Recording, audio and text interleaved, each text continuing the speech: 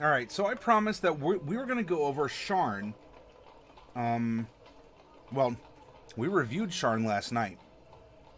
But now let's turn it into a campaign outline. Much like you'll find in the Dungeon Master's Guide, there are random tables for producing adventure prompts in Eberron, particularly Sharn. When we finish loading the concepts, along with what we have come up with through our investigation of the characters, we're going to run that content through Freytag's pyramid and come up with a story outline. Hi, Imagination Studio.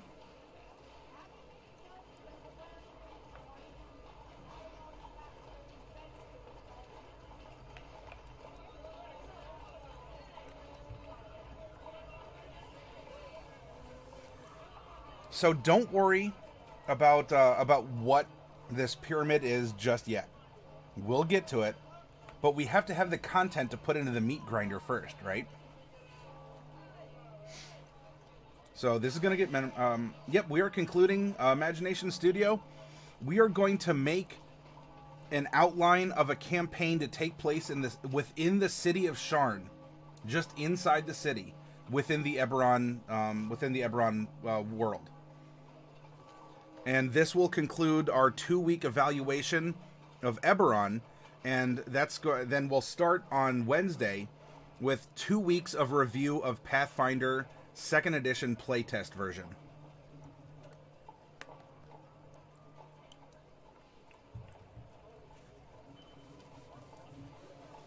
Yeah, pikes were directly made to poke someone.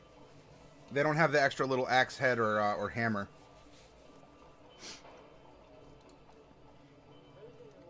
All right, so I'm going to move our campaign outline notes over here because, hey, remember, what is Eberron? Think of the setting of where you want to play D&D.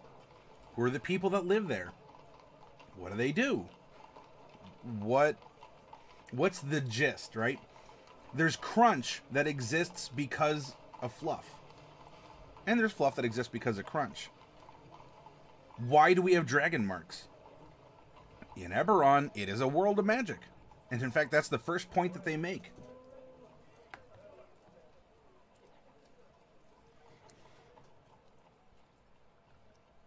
From warforged and airships to the mighty dragon-marked houses, magic is a part of the world and its stories. Eberron is a very magical place. And as it says, it's not high magic, it's wide magic. Pulp adventure. Whether you're leaping from an airship or battling demons in forgotten ruins, Eberron encourages cinematic action and swashbuckling adventure. Neo-noir intrigue. Eberron is a world of difficult choices. The line between hero and villain is easily blurred, and even the champions of the light may have things that they regret. There is the last war that takes place. We're 2 years out from it when Eberron begins, or however you want to consider this as the material. This mystical cataclysm destroyed an entire nation and created a deadly wasteland in the heart of Corvair. We won't be delving too much into the morning, and not too much into the ancient mysteries per se. We're really going to be focused on a magical world, pulp adventure, and this neo-noir intrigue. So, there is everyday magic, right? There's lots of communication, there's transportation. Magic is woven in to the daily life and the economy of Eberron. Even the distant farming village has heard of, seen, or experienced the lightning rail or airships.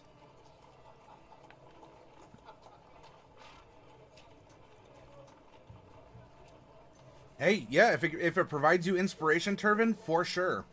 I would recommend getting it.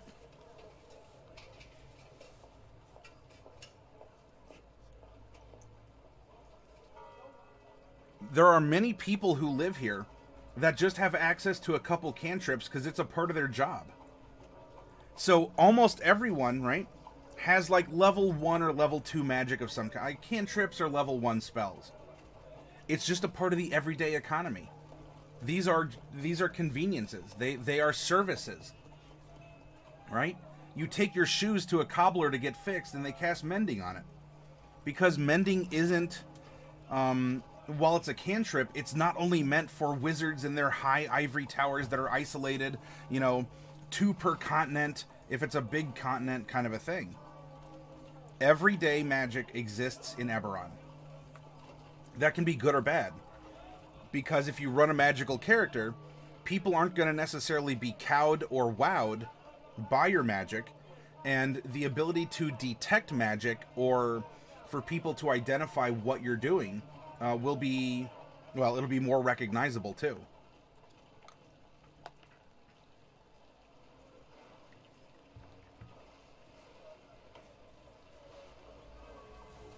Bubonic One is continuing the history lesson. Well, a billhook was the preferred polearm for hooking your enemy off a horse. A glaive was better as a hook than a halberd. So the halberd was just sort of like a big old Swiss Army knife on a stick. It sounds like. Pulp adventure.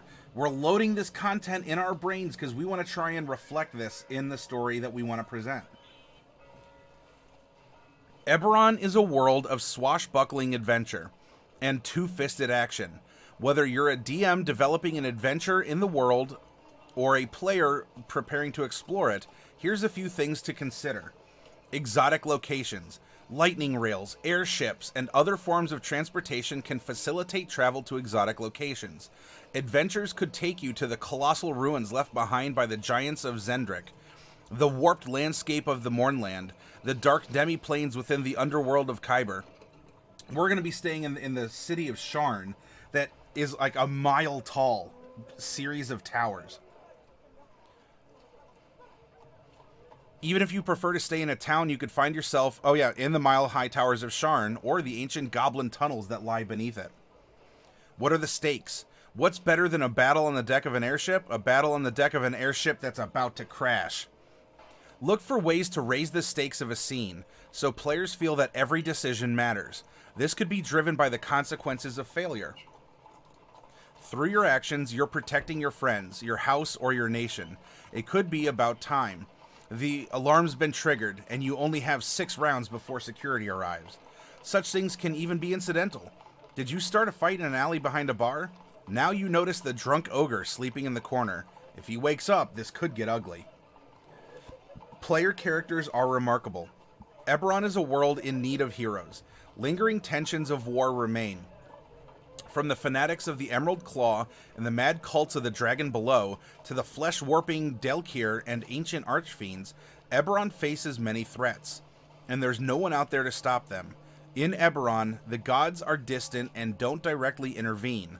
The Silver Flame is a divine force of light, but it can only act through mortal champions. The few powerful, benevolent NPCs have limitations. The Keeper of the Flame loses her powers if she leaves her citadel.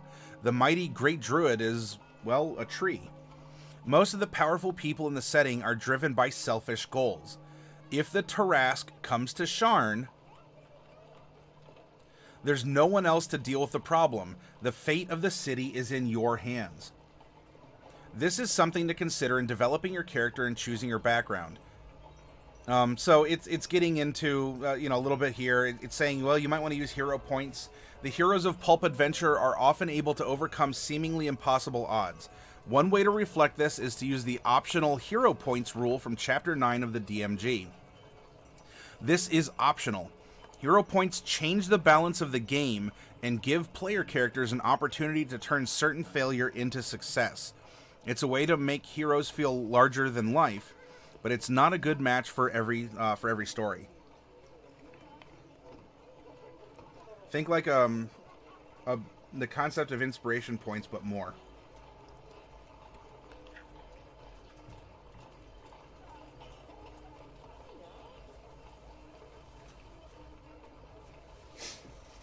Victor says, can the campaign happen on the island of Drangelic?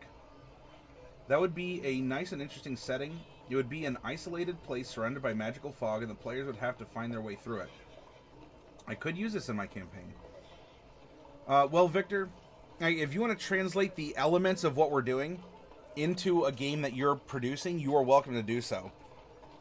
Because of the theme of the week of sticking to the Eberron campaign setting, and because we're going to be using Sharn, the city of Sharn encounter tables, we'll have this encounter take place in Sharn in Eberron. However, there's nothing wrong with you taking these ideas and translating them into whatever your own homebrew is.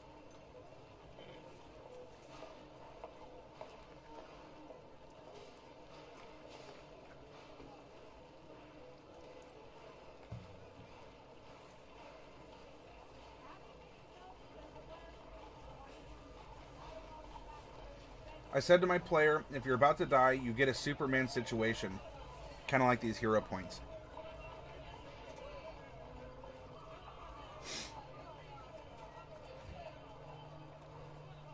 Oh, I understand, Victor. I mean, if you want to take elements and put it on the island, that's fine.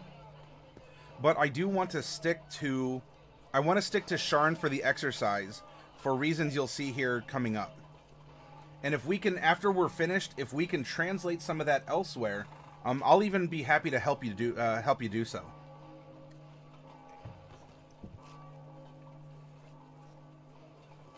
Nah, cats. Remarkable villains. One reason the world needs heroes is because it already has villains. It may be a long time before you're ready to face an archlich Arandis Vol in battle. But part of the flavor of pulp adventure is to have recurring villains who are closely matched with the heroes. Rivals who advance in power as you do. One way to create a compelling villain is for the DM and players to develop the villain's backstory together. As a DM, you might ask a player, when you fought in the last war, Halles Martain served in your unit until he betrayed you. What did he do exactly? Likewise, even when a pulp villain appears to die, they can have their own remarkable escapes from death. Perhaps Halles had a ring that cast an illusion of his death while actually stabilizing him, or cast Featherfall when he leapt from the tower in Sharn. Here as well, as a DM, you could engage the players. It's Halles Martain, all right. How do you think he survived the last encounter? This isn't something every group will enjoy, and you never want players to feel as though they can't succeed. But for some groups, this sort of collaboration can produce a compelling story and a sense of investment in the world. Big word. You want investment in your world. Another optional rule, environmental elements. A fight breaks out in the Cat and Biscuit. The gnome rogue leaps from the landing and swings across the room, passing over the heads of the surprised thugs to land in the perfect position for a sneak attack. The shifter barbarian strikes a mighty blow that knocks her enemy into the blazing hearth. The bandit shrieks as the flames spread to his clothes. Combat can feel very mechanical. I move 10 feet. I make an attack roll. I use a reaction. One way for the DM to encourage more cinematic action is to present a list of environmental elements. In a tavern, this list could include chandelier, plate glass window, roaring fireplace, tray of drinks, drunk patron. If you're fighting in an ancient tomb, the list could be pile of gold coins, scattered bones, rotting tapestry, moss-covered statue. Each turn, a player can work one of these elements into their description of their action. The primary purpose of this is to give players ideas, interesting details to use while describing their actions. But if a player comes up with a particularly clever way to use an element, the DM could grant advantage on a check or attack roll or some other benefit. The rogue needs to cross a room full of enemies and wants to swing on the chandelier.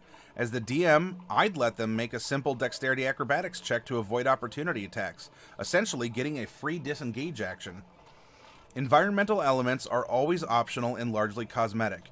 As a DM, you don't have to grant a bonus for every use of an element, but presenting a list can help players think of the location as more than just squares on a map and challenge them to add more cinematic flair to their actions.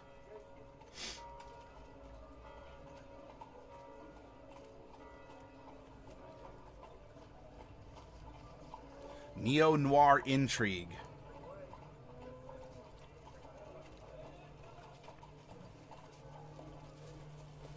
While Eberron embraces the swashbuckling action of pulp adventure, it also draws inspiration from neo-noir and hard-boiled fiction.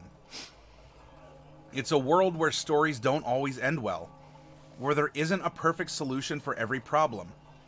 In developing characters or stories in Eberron, consider the following concepts. Shades of gray. In Eberron, it's not always easy to separate the heroes from the villains. Good people can do terrible things, while cruel or heartless people may be serving the greater good. An inquisitor may torture innocents in a quest to root out a cult of the dragon below, but if she's stopped, the cult will survive and flourish. A group of orcs are raiding a human settlement, but the settlers have built their village on land sacred to the orcs and may be disrupting wards that hold evil at bay. The heroes find a powerful magic weapon in an ancient tomb, but this artifact is the sword of an ancient hobgoblin general, and his descendants want it back. There are ways to resolve these problems, but the answers aren't always simple or obvious. There can certainly be times when decisions are straightforward. If the Emerald Claw is about to detonate a necrotic resonator that will kill half of Sharn, they need to be stopped. But a good Eberron story challenges you to think about your actions, and the simplest solution may not always be the best one. Human motives. Not every conflict is a fight between light and darkness. In Eberron, the vast majority of people are driven by simple motives. Greed, fear, pride, ambition. One person just wants to get some gold in their pocket. Another wants to impress their paramour.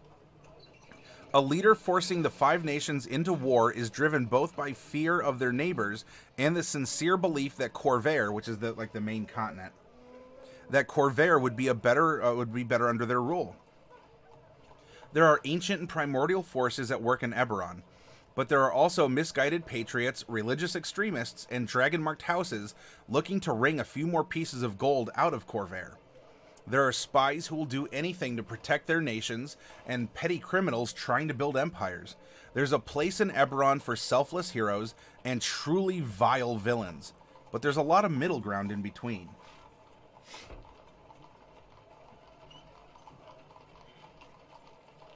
Turvin, yes. If your players are creative, that's why in 5th edition, as a core rule, advantage exists. Not just because some mechanics will mechanically apply this mechanic, but because you could give advantage or disadvantage based on different scenarios that occur. Good role-playing, a use of the environment around you, thinking out of the box, things like that. Or you can impose it as a battlefield condition. If you're fighting at night and it's windy and rainy, you're probably going to impose disadvantage, even for those with night vision or dark vision. You're going to impose disadvantage on ranged attacks, whether they're magical or mundane, like crossbow bolts, because of the wind and the rain. Bubonic 1, power level is Corvair to Zendrick to Arganessen. The continent to the far east of Corvair and south of Sarlona. The continent of Arganessen is almost totally unexplored by any race of Corvair because it is inhabited primarily... Oh, so that's where the dragons live. Then, and you mentioned the island that Victor was talking about. Victor, the problem with that place is that it's heavily defended. If you can land on it, you have to deal with very hostile, maniacal enemy barbarians. High-powered groups can make it there, but the dragons don't like visitors.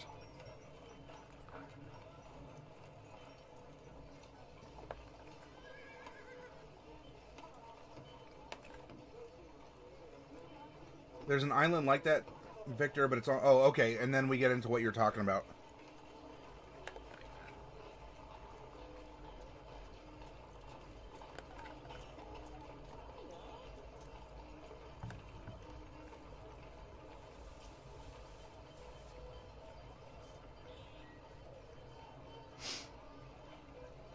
Okay. So in order to get these characters primed, We gave them regrets. We gave them debts. We gave them this Eberron flair. What I want to do now is...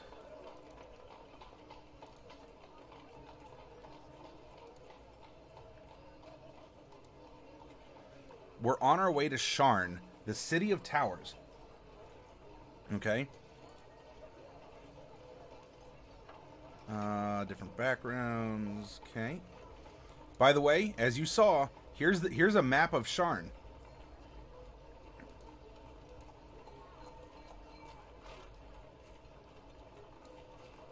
All right, so you have these lava pools and the cogs. This is where all the goblin tunnels and the labyrinth is.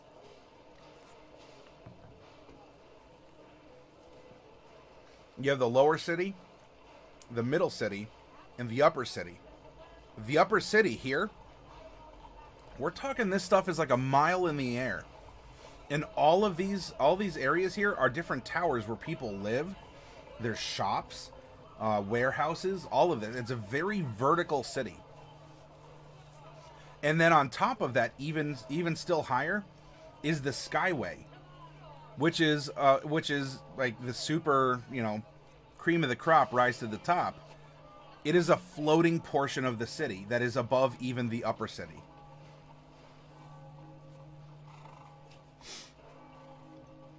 Oh, Turvin, don't worry about it. Do you think that this is the first time, even with the publication of Eberron during the era of 3rd edition, do you think that's the first time anyone's had thoughts like this? Eberron came about because Wizards put out a contest to its D&D players to submit their homebrew worlds that they've been playing in.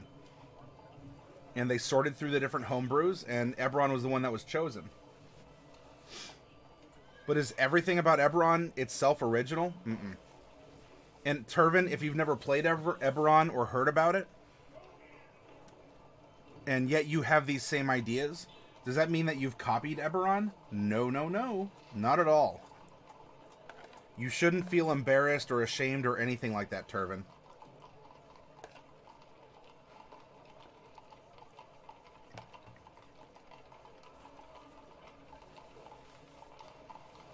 Yep, Bubonic. You can't get stabbed by adventurers if the adventurers are stabbing other adventurers.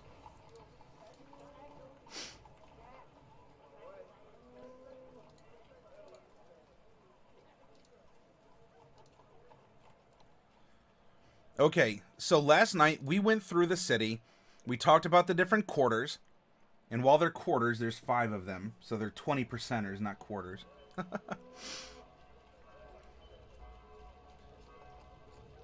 Talked about these different areas, right? Skyway, Cliffside, the Cogs.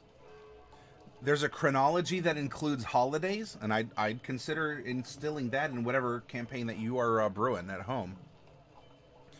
How to communicate, and yes, have a great fall. In Sharn, because it's so high and there's so many bridges, falling off of a bridge, or being pushed, or whatever, or falling off a bridge, can happen.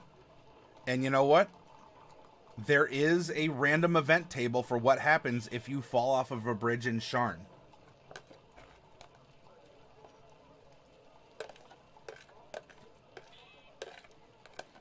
Zulerpie, that is, here. So all of the characters were generated with a Sharn-flavored background. All 13 backgrounds are reflected here. In fact, I'll scroll to it real quick. Alright, so you see here, folk hero. As a folk hero, you have your roots among the common people. Where are you from? Who do you fight for? All of these are aspects about why would someone with this background wind up in Sharn. And so let's look at Greer. I'm sorry, no, not Greer. She's from Sharn, actually. Alright, Lucorlio is a folk hero. So his folk hero here, we rolled a d4 and got number 2. You're working to improve the image of a marginalized minority group, goblins, changelings, warforged, etc. in Sharn.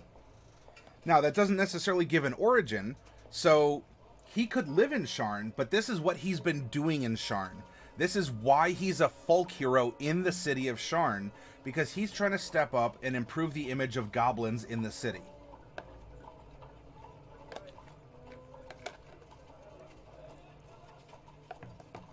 Now, if we look at Whippoorwill, Urchin, and we rolled number 4 on the Urchin table. You're a refugee. You were put in the camp in high walls, but no walls can hold you. Sharn itself is an adventure, and you're dealing with the horrors of your past by exploring your new home. Does that give you a specific origin? Not necessarily, but it gives you an excellent prompt for you to come up with one yourself. Does that answer your question, Zulurpai? About why we have an entire party in Sharn?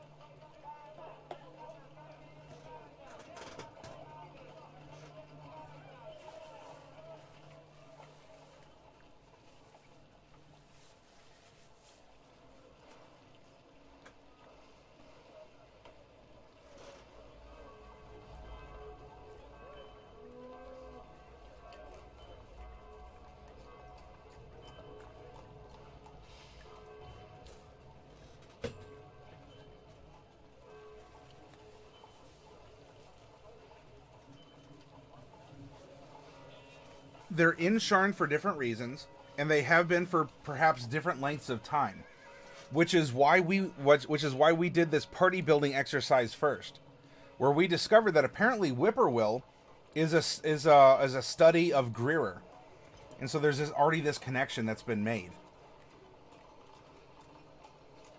Things along those lines.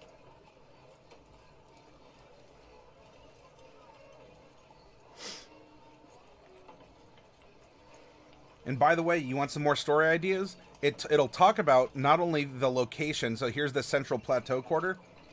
You want to do things here? Things to do in Central Plateau. Hey, you can go to jail. Things to do in Dura. You can suffer a terrible accident in Dura. How about that? Have you always wanted to join show business? Well, the Memphis Plateau is where you go. Have you wanted to die in style? Well, in the North Edge Quarter, you can die in style. That's a good end, right?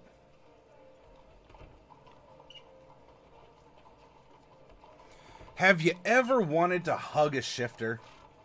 I mean, just go up to a shifter and give him a big old hug. Mwah! Even a smooch on their fuzzy cheek. Middle and Lower Tavix Landing are home to much of Sharn's shifter population. Middle Tavix Landing has the only official court for the shifter sport of Hrazak.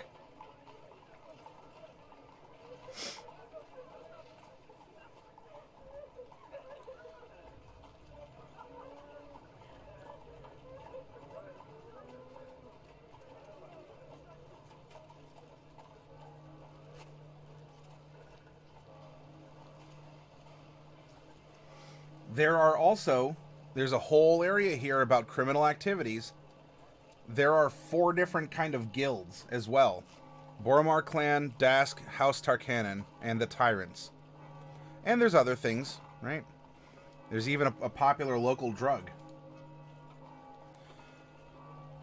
Okay, this is where we're gonna start making our notes. And by the way, Zulurpai or anyone else, if you have ideas or questions throughout the process, please let me know. Sharn holds the potential for endless adventures. The City of Tower can serve as the foundation of a single adventure or an entire campaign. Defining a starting point is a way to give an initial focus to the campaign, setting a tone and giving players an initial investment in the story. The player characters may be meeting in a tavern, but it's their favorite tavern. The bard performs twice a week, but the barbarian has a huge bar tab to resolve. This selection explores 3 different starting points. So what I'm going to do, I'm going to roll a D3, and we're going to find out where is this story going to start, right? There's other random elements coming up. 1, we're starting in Khalistan. Khalistan is in Lower Dura. It's a dangerous district riddled with crime and gang conflict. A Castellan campaign is a dark neo-noir story. Starting point. Kalestan. Choosing and developing a starting point should be a collaborative process. I mean, we have to modify things to format it for broadcast. Once you've agreed upon a starting point, the next step is to work together to develop the story. Why are you here? What has drawn your character to this place, and what keeps you here? Friends and rivals. Who do you know in the district? We are going to work this in. I mean, if we're sitting at a tabletop with unlimited time, I would sit down and do this in this fashion. But we have already, through our party examination, that was a lot of the table talk that this is encouraging us to have. So, it will. We'll come up with it, Zulerpai.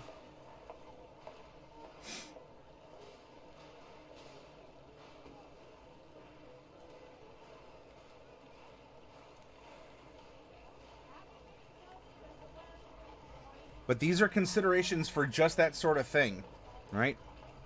So, why are you here? Friends and rivals. Whoops. And you meet in a tavern, but which tavern? Where do you spend your off hours? As a group, once you settle on a location, each player can add one cosmetic detail about it. This could involve a staff member. The bartender's an old dwarf named Clanky. He's got a prosthetic arm. It might be something about the food or about the events hosted at the location. Once a week, the local mediums hold a public seance. All of these ideas are subject to DM approval. It's a way to encourage session 0. Alright, so here's our starting point is Kalestan. The Sharn Watch won't set foot in Kalestan. Located at the base of Lower Dura, it's been abandoned by the city above. Colors are faded, stones are cracked, and half the buildings should be condemned. The closest thing this district has to law is the Boromar clan, and now they're being challenged by the monsters of Dask. Every day, there's a chance that war will break out on the streets. A Kalestan campaign combines gritty dark fantasy with the classic western. Kalestan is effectively a frontier town in the middle of Sharn. The law is what you make it, and brigands walk the streets, but it offers freedoms and opportunities you won't find in the towers above. Setting the tone. Kalestan is a district shaped by poverty and neglect. People come to Kalestan to engage in criminal activities, visiting dream lily dens, buying or selling stolen goods, negotiating with a Boromar lieutenant, or hiring a Tarkanan assassin. The thing that holds the district together on a daily basis is personal reputation and relationships. And it's a good thing we made those relationships in the prior segment. The reason no one robs the anvil is because people love Erana, and because they know Ilsa Boromar would hunt them down. Poverty is a part of the Kalestan campaign. Most of the people in this district have never seen a platinum piece, and a single gold piece has considerable value. Maintaining a comfortable lifestyle can be a challenge, and an uncommon magic item is a significant treasure. The material reward of adventure should be lower than in a heroic fantasy campaign. But reputation and relationships are the true treasures of this style of campaign. If you save Ilsa Boromar, she might give you a purse with 10 gold pieces in it for your trouble. But her favor may provide you with far more protection than a set of +1 armor. An important piece of the tone is that no one cares what happens to Kalestan. Things can occur here that would never happen in the upper towers. Dask might release a Gorgon into the streets. The necromancers of the Emerald Claw could test a necrotic weapon or a new form of undead. A pack of were-rats could take root, unnoticed by the Church of the Silver Flame. It's a grim truth that anything can happen here, but it's also a great source of adventure. So why are you here? What brought you to Kalestan, and should your fortunes change, why would you stay? You may have roots in the district. Perhaps your mother ran a small gang that was wiped out when you were a child. Maybe your family still lives here, running a struggling business. For many people, the appeal of Kalestan is its freedom. If you're a criminal or charlatan, you're likely connected to one of the gangs, and you would appreciate the opportunity to ply your trade. As a sage, you could be engaging in research that your compatriots feel is dangerous. As an acolyte, you might harbor heretical beliefs. A variation of this is that you're hiding. As a devout cleric or paladin, you may have made enemies of the corrupt authorities in the local churches. If you use the Haunted One background, that's out of Curse of Strahd, you may have seen something in the upper wards that has driven you into the darkness. Any character could have run afoul of the Sharn Watch, a powerful noble, or a sinister conspiracy. If you leave the lower wards, you may have to evade this enemy. Another option is that you've taken on a role in the community. Your cleric is the preacher for the district, trying to help those troubled people find the light. Your soldier or folk hero serves as the unofficial sheriff, protecting the innocent as best you can. You might work as a rat catcher, a healer, or a private inquisitive solving mysteries. Khalistan may be miserable, but it's your home and these are your people. So they could be or become sellswords, mercenaries, enforcers. Exactly, Zulurpai. What do you want? Not you, Zulurpai. What is the prompt? Once you know what you're doing in Khalistan, the next question is, where do you want to go from here? What motivates your character? What could drive you to place yourself in danger? Do you want to help your friends or protect the innocent people of the neighborhood? Are you seeking revenge on a powerful enemy or organization? Are you trying to establish your own business or make an arcane breakthrough? These can be long-term goals or general themes, but it's good for both player and DM to know what motivates the characters. Okay, so it's going to get into some details that we could pick at, but we don't need to memorize everything for the exercise that we're going to be doing tonight. So the crooked cat, the butchers, the broken mirror, etc. Okay, we can come back and reference this as we need to.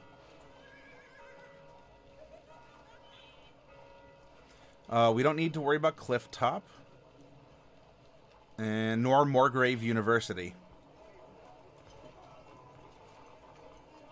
All right. I promised you tables, and here's tables. I don't know if... is Ivalon still around? We have tables, Ivalon? No, you're not? Okay. Well, for those of you who like tables, especially when it comes to generating an adventure, let's generate some content, and then we'll put it through the meat grinder. Use these tables as inspiration for the weary DM who needs to put together a story in a hurry. Don't feel bound to use any of the details exactly as presented. This is purely a source of ideas. The villain table suggests an archetype along with an organization. Consider both as possibilities. A local crime lord could be tied to House Tarkanan or the Tyrants instead of Dask. The sinister cultist could be a priest of the Mockery or a mind flayer serving the Dalkir. Make every story your own. Here we go. The hook. Let's roll a d8. 4. A former comrade in arms shows up. She's badly injured, and her enemies are right behind her.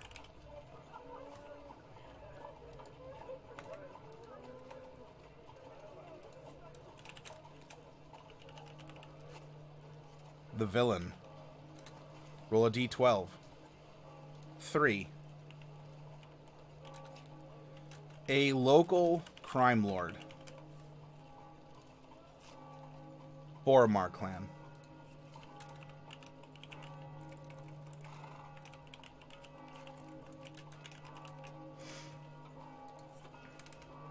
The plot. This is a 10-sided die. 1. Arrange a dangerous alliance. Haha, we do not have a charismatic party. This is going to be a challenge, isn't it?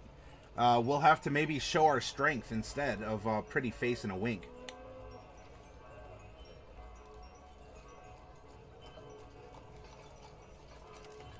The twist.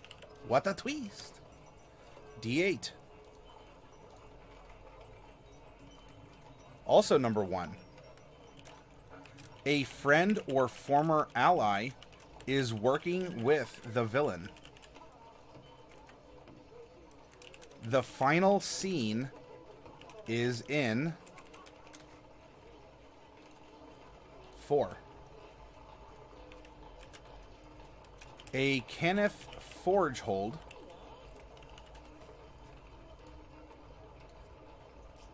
seized by the villain's forces.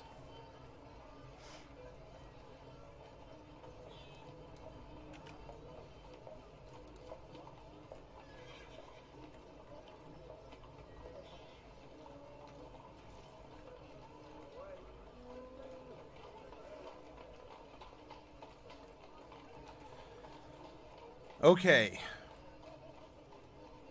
Now, should you wish to have random encounters, you know, you can take into consideration which of the 5 quarters you're in. Though, if they're walking the streets of Sharn, here are some things for us to consider if we get to a micro level of campaign detail. Right now we're focusing on the macro, we're focusing on the story. We have a couple random prompts set within the city of Sharn using the terminology and such from it, okay? Let's see. So we can look at encounters because in part of Freytag's pyramid, there are different encounters that occur, and we could even use this table to help make those encounters.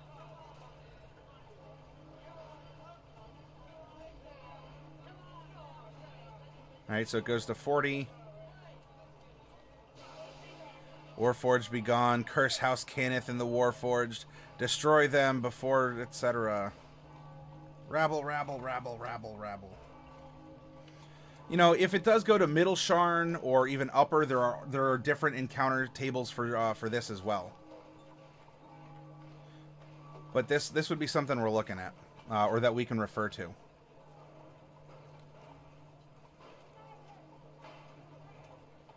So actually, let's swap. Let's put this over here, and let's put this over here. Hopefully it'll be a little bit more visible on this side.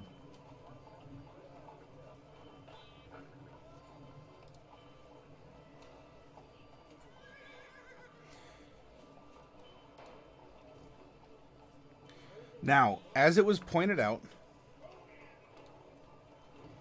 Freytag's Pyramid will take you through the storytelling process in this methodical fashion, okay? It begins with exposition. Now, this is more for like fiction writing, but it doesn't. But look, a campaign outline is fiction writing.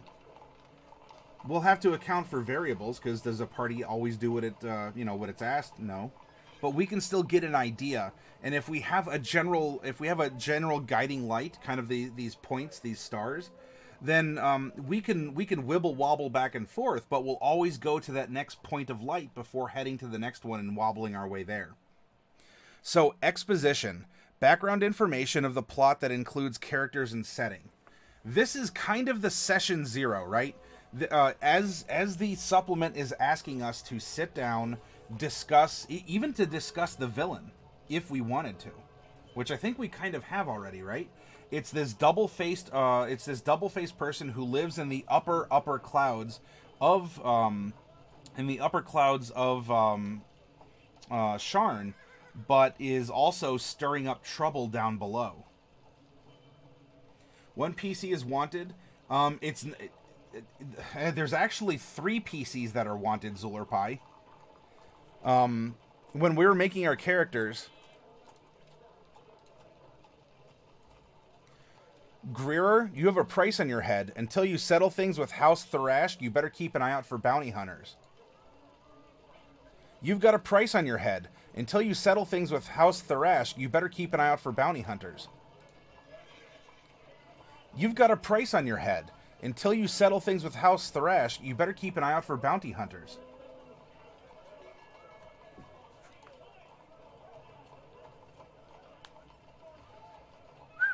Something happened. So, not all the detail, as we're going through the process, and this is exactly why it encourages us as PCs to sit down and share and tell stories. We have some very good hooks to get into our characters and draw them in to the story and the setting here. Yep, and one's looking for a family member too, Turvin. So our job right now is to get through exposition to initial incident. The very first conflict that occurs in the plot.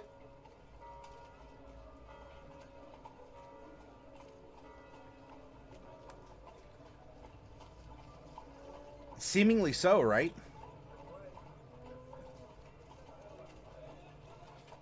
What exposition in a mechanical or a D&D term can mean, right? This is background information under the plot. By the way, it sounds like these characters have known each other for a while, have even, some of them might have been grown up together or have trained for a while. I don't think that this campaign would start at level 1. Or if it is, we might need to rearrange a little bit of the character's history or chronology or their ages. But I think that this can start out at not at a super high level, but they could probably start out maybe around level 8 or so, if we're looking at mechanics. Otherwise, if we look at the DMG, the levels are arranged to kind of match the hero's journey, and we could put them in that second or third slot. By the way, Chapter 3 in the DMG is all about creating adventures and campaigns yourself. And they have their own, more universal tables. But if we ever wanted to supplement what we're doing, we could come here to, into the advice on how to write an adventure. Starts on page 71. Right? What's the goal of the dungeon or the goal of the wilderness, etc.? Adventure villains and allies, and we could fuse the two. We could do a little pineapple pen dance or a fusion dance, and we could work these tables in with what we've done with the Eberron, which is kind of how we made our characters too. For sake of time, I think we're good with what's going on up here. If we need to reference it, we can. See, it talks about intrigue and all kinds of things, mysteries.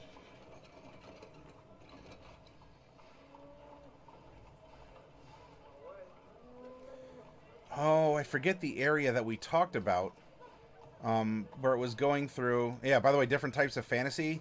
We're talking about maybe dark fantasy, swashbuckling. So if you want those themes, which Eberron is saying, yes, it's this, it's this. Here we go. Levels 1 to 4, your local heroes, right? Levels 5 to 10, your heroes of the realm.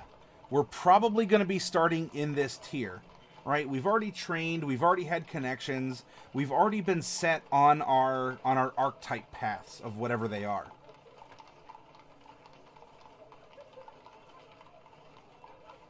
Question, are any of the PCs close to the Boromar clan, which is the twist?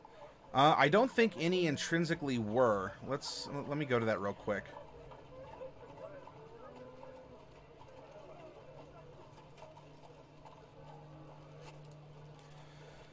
Boromar clan, the oldest and most powerful criminal organization in Sharn, dominates gambling, theft, and smuggling, including the Dream Lily trade, governs a wide network of lesser gangs and crime lords reaching across Sharn, has halflings in many leadership roles but includes members of all races, and is facing a serious challenge from Dask.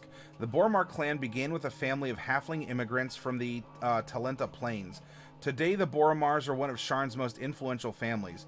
There's a Boromar on the city council. The Boromars have close ties by marriage to the local branch of House Jurasko. So we do have a Jurasko halfling in the party.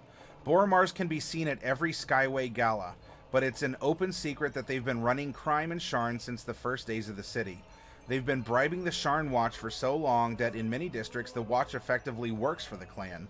Having a connection to the Boromar clan makes you part of the established power in Sharn.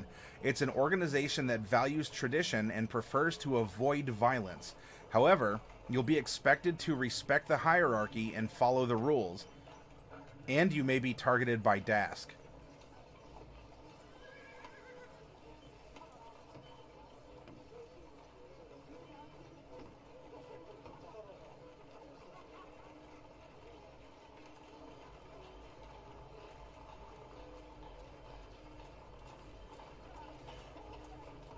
So we could look at the character, let's see, I think it was this one. No, this was our gnome. Was it Whippoorwill? Yeah, Whippoorwill de Jorasco. A Way of Shadow Monk. Chaotic Neutral. This was the person who was taught. So yes, you know what? Whippoorwill may be of Jorasco, but could have ties inside of the Boromar clan, especially growing up as an urchin who's trying to make money to give to his parents to open up a restaurant or something. Turvin, that's true as well. The Fiend may be running the clan, or the Fiend can be behind this other rival criminal group, the Dask, right? Led by monsters, is aggressively targeting Boromar. Formed by monstrous immigrants, it's been building its power for a decade and recently begun an aggressive campaign of expansion. It's built around a monstrous core. Gnolls, ogres, minotaurs, harpies, and even a handful of trolls. So, I mean, who's to say someone that couldn't qualify as a Fiend patron couldn't also be, you know, behind the scenes there? Hey, Shippo. Wow, it has been a while since we've seen you. I hope you've been well.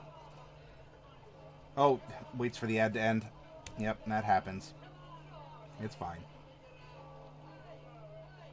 And Shippo's back. Welcome back, Shippo. It's good to see you again. I hope you've been well. Nice, nice and nice. Yeah, hey, pay your bills. Make some money. Get the thing, you know, buy the things that you're earning. Okay. That's a good reason not to hang out with us. I say it with sincerity, man. I'm happy that you found something really solid.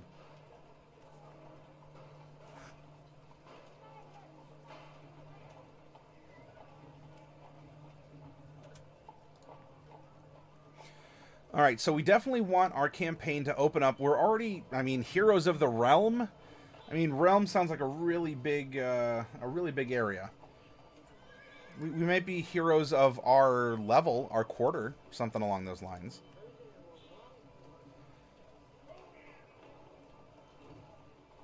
You were wondering about the new stuff. Is the Winged Dragon official yet? The Winged Dragon?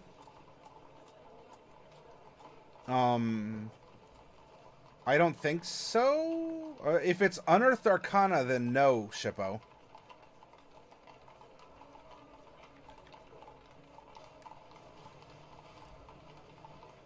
I don't know. Unless that was in a published book, it is not. And I don't recall if that was an option that was in Mordenkainen's Tome of Foes. All right, if it's Unearthed Arcana, then it is not yet official, Shippo.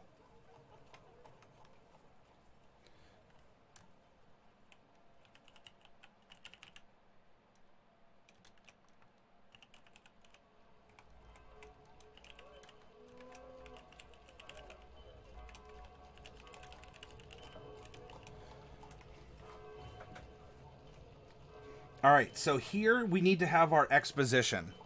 This is going to be for level 8, for our characters starting at level 8, right? So they already have their archetypes, and they've had the ability to get 2 stat bumps. And because we're starting at a little higher level, yes, they have access to more powers, but this is also going to help put a little pressure on our PCs, where you're not going to go out from your starting, farming village, and you're going to have to go into the Goblin Cave. No, we're starting at level 8, and I'm going to start beating your butts with circumstances, social skills, combats, and whatever that are appropriate for you, and because you've managed to survive this long in this deadly location.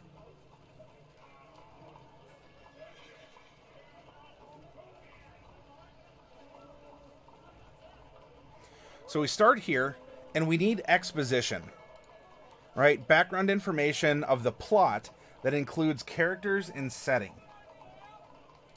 So here's our hook. A former comrade shows up. Comrade in arms shows up. She's badly injured, and her enemies are right behind her. Well, as we have managed to bring the party together, where we have Whippoorwill is a student of Greeror, and Street Rat is kind of an associate or student of Whippoorwill. We can then have Lucorlio, who has made it his mission to try and get goblins recognized as people too. So he probably, you know, he's a folk hero. He probably traipses around here and he doesn't care because he's already a bit of a local legend, okay? So what that could end up being is now we have this rogue character to the group. We have Karak Galifex, who has this aberrant dragon mark. He's this tiefling ranger, and so this could be the former comrade in arms, or if we don't want to take it as a literal sense, he could end up being the stranger who provides the hook. Right? Jilted after his lover took all he had and led the sack of his monastery, he still tries to approach things in a balanced world. He believes that only he can put down the great fiend rumored to be plaguing and or influencing the upper levels of Sharn. Alright, Shippo, thank you for coming by again. It was awesome to see you. Keep working, making that money. Pay your bills, buy some cool stuff. Set some aside for retirement. I'm going to waggle my finger and go tut-tut-tut. Save up some.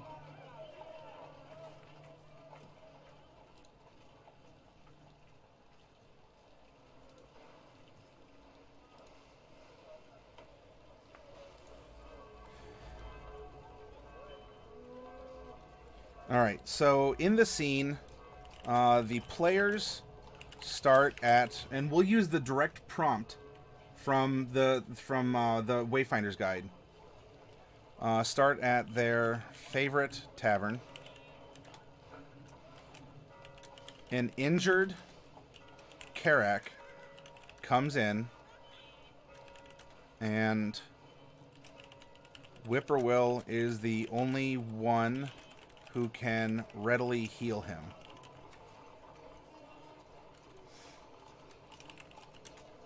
Karak states that he is being followed by monsters, which should arouse the suspicion of Whippoorwill because of the Boromar connection and the monsters in a gangland battle with them. If you remember, also, it's supposed to be kind of a dark fantasy / Wild West theme for what we're doing. Some monsters barge into the tavern looking for Karak and will fight him. So here we go. This sets the stage. We're in this, we're in this tavern, and we as the DM can describe how it looks, the different patrons. I have friends in low places. We can go through that song and describe it.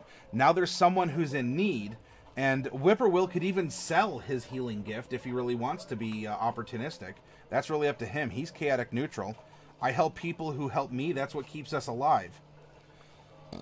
And so Karak can even say, "Fine, I'll pay you. Please take out these monsters who are chasing me."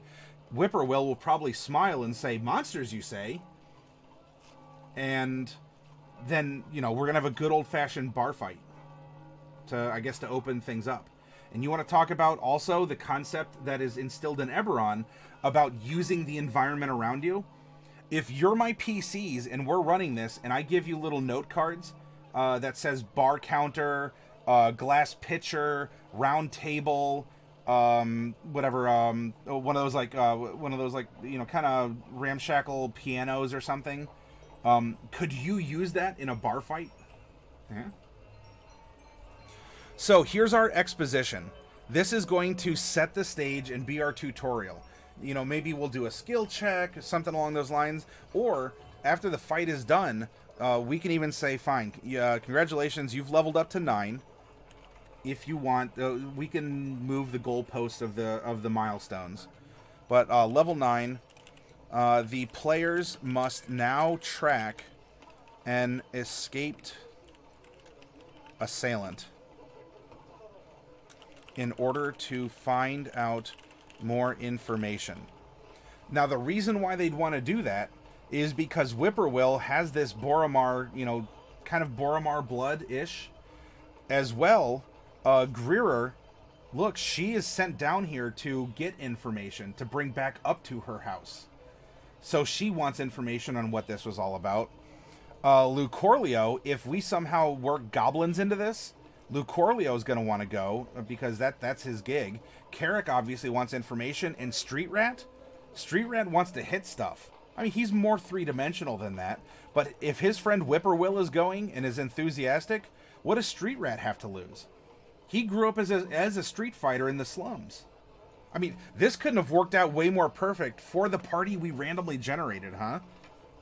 Like, this gets me excited. Hopefully you all are digging this too.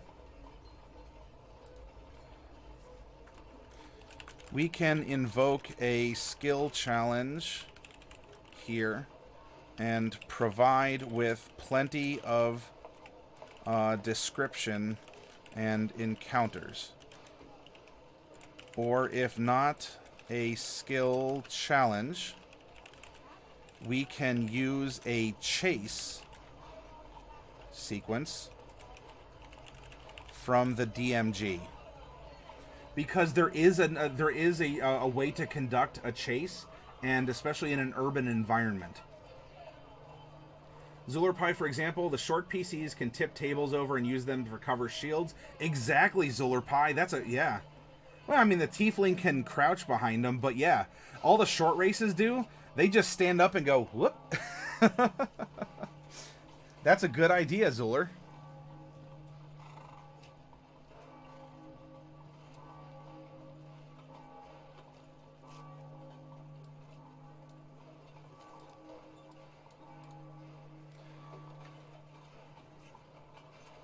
All right. So, you know what? We've had an incident, but it was kind of it was a fight. It's meant to get our blood running, and then we run outside from the bar, and we got to do a little investigating in this quarter, and this is going to lead us now to our initial incident. Right? This is the plot point. This is our big, major, obvious plot point. It's high noon. If you wish to do so, Turvin.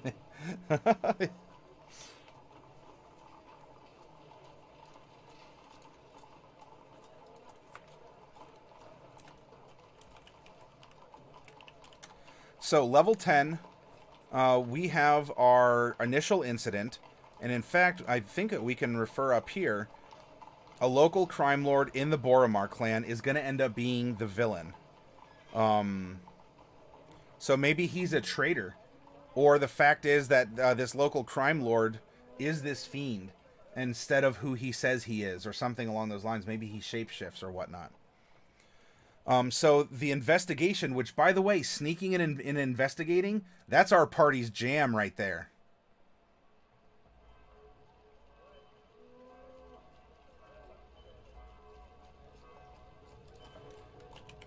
Follow the straggler back and see that it is, in fact, a Boromar crime lord who was behind the pursuit of Carrack. This can lead to questions of motivation on either party's behalf.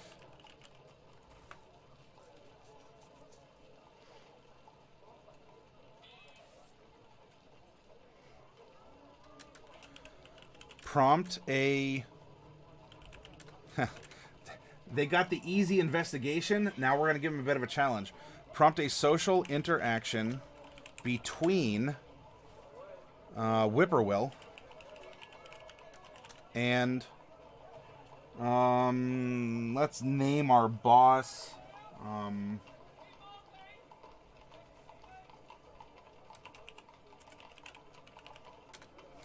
prompt a social interaction between Whippoorwill and Iprolux. Iprolux is our Boromir crime lord and is clearly an original name that I didn't just make up by looking at names in chat and turning them backwards. Prompt a social interaction between Whippoorwill and Iprolux, while the others hide infiltrate or eavesdrop in on the interaction in case things happen.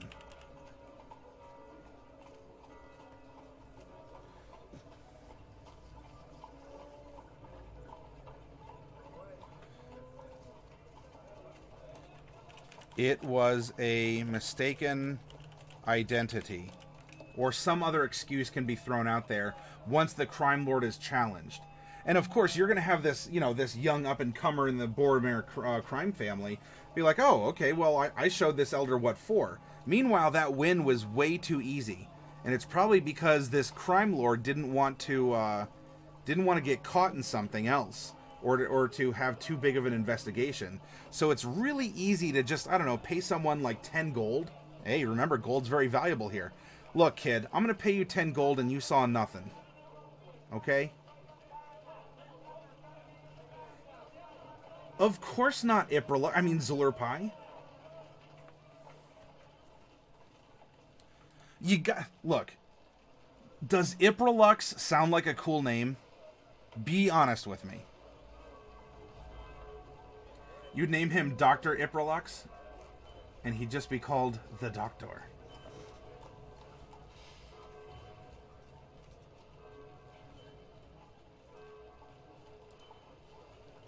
So now we've planted the plot seed for real.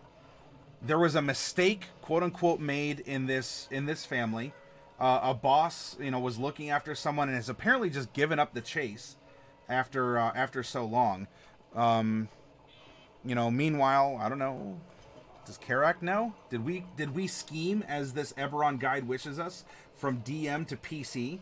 If you're playing Karak, do you know that you're actually like the grandson of this fiend, of this pact giver, and that he's trying to recover you back for #reasons? Oh, you own that name already? Ooh. So wait, do you use that for roleplay purposes or something? Like, when do you slip into, you know, you have Zulurpai, and then you have Ipralax. Zulurpai, Ipralax. Zuler Ipralax. Risky, hey, good to see you. Thank you very much for the host.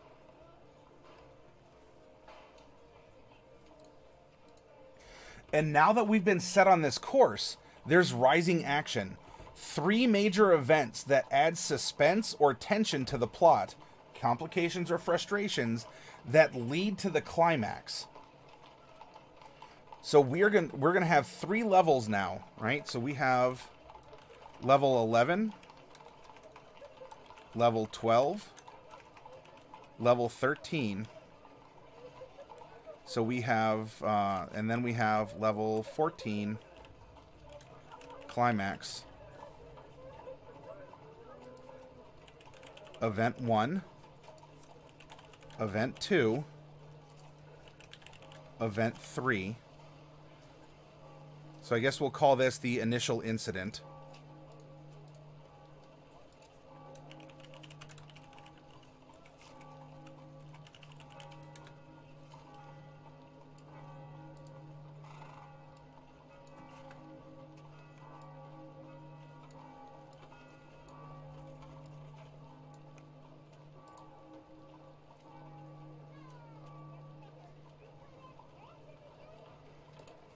We'll call this Exposition 1.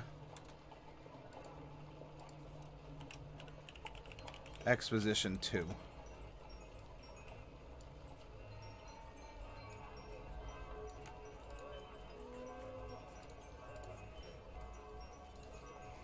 Actually, we were just talking about a fight in a saloon or something.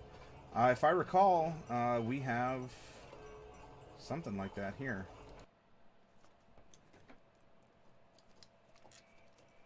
Is this it?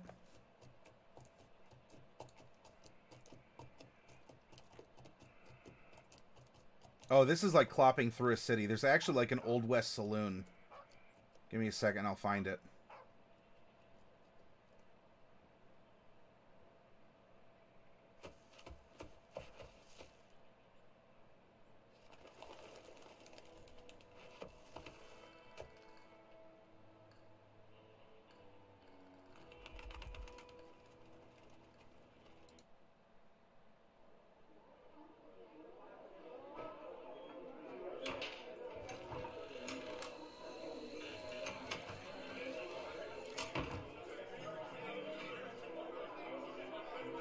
Yeah, this is it.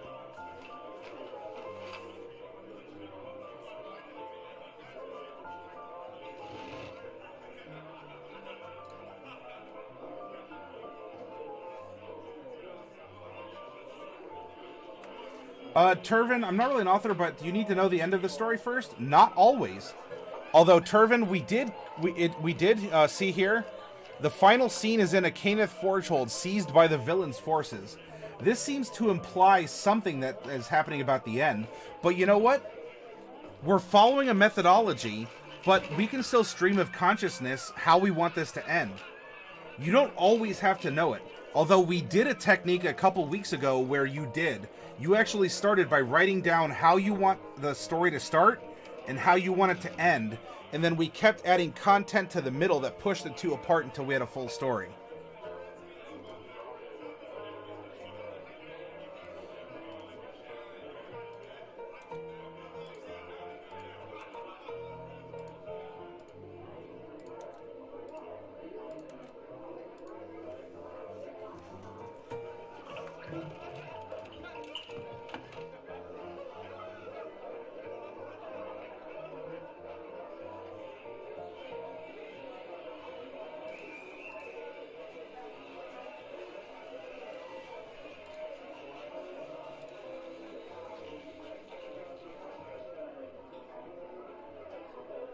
Okay. So, now we're going to need a series of events that is going to lead to the climax. Where I think the climax is going to be where we make a connection that where Iprolux is in cahoots with someone from the upper echelons of Sharn. Ah, I love it! Hi, Iprolux! Welcome, stranger, to a new channel, in which you have never been, nor do you know us and what we do and how we do it. That is great.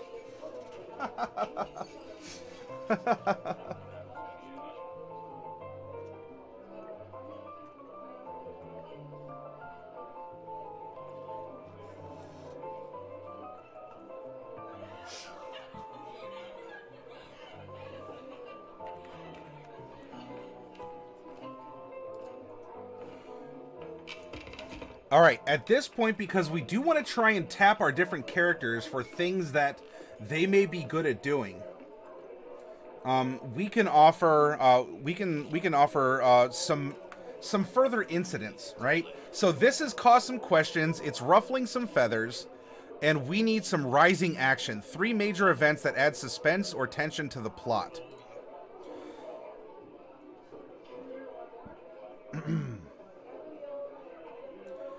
Because we will want to introduce, for the big reveal to happen later, event 1, why don't we have this be that,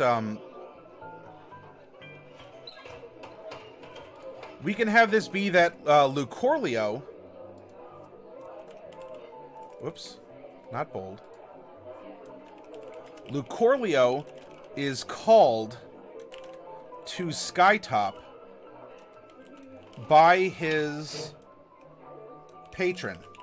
Now, remember, yes, it is a fiend patron, but Lucorlio does not know that this is an evil, like a big bad evil guy. He sees him as a patron of, you know, as a supporter of his works. That's the big deception. Lucorlio is called to Skytop by his patron. The others are welcome, as this job necessitates a few trusted hands. Meet with the patron and describe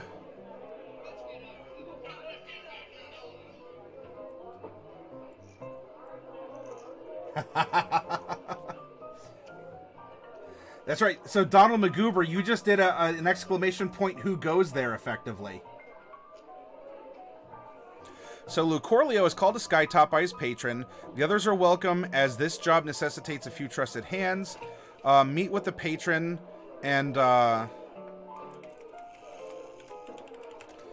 he needs to know what is happening with the gang wars down below, specifically the Drask.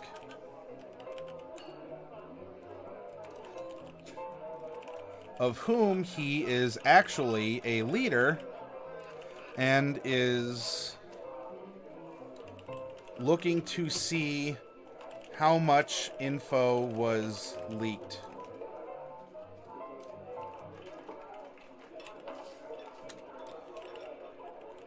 Journey down and engage in a stealth mission.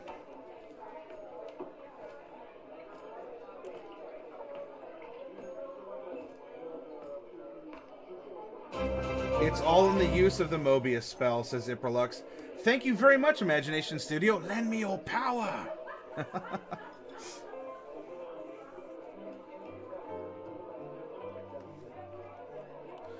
So local crime lord, Boromar clan.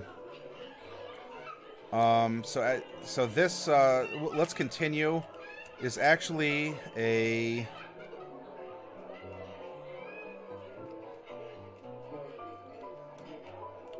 mid-boss to patron who leads, or who is a leader of rival gang.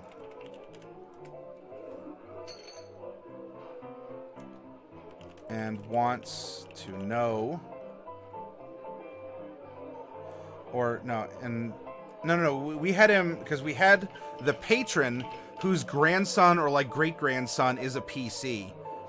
Mid-boss to patron who is a leader of rival gang and wants his grandson back because he knows something.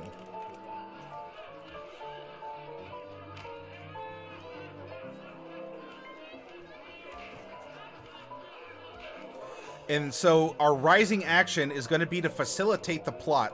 Arrange a dangerous alliance. Which I think that we're starting to do here, right? Because now we're getting the patron involved. And we might end up having to forge this alliance towards the climax, which will then lead somewhere along the way in a twist to the final scene.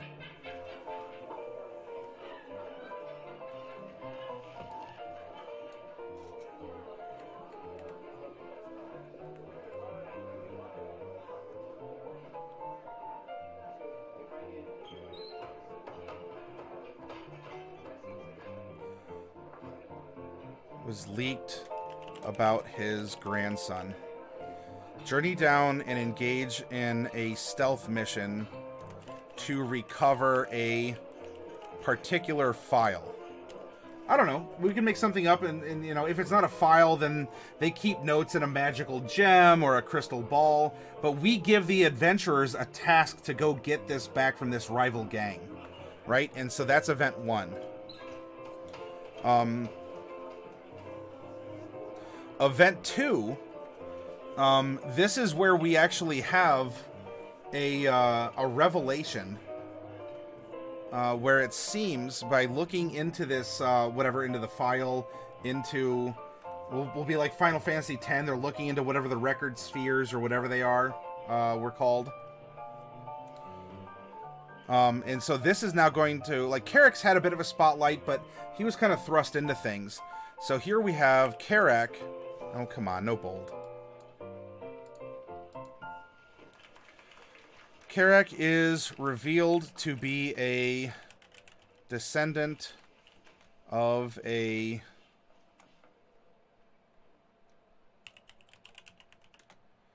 powerful fiend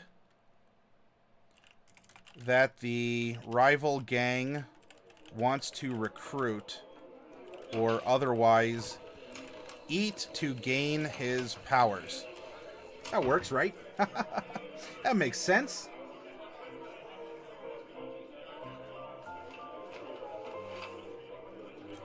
Karak can acknowledge this, but not really know what to do since he has not been home or with family since his youth. Remember, he's a ranger who's been out and he's been doing a lot of things in the world.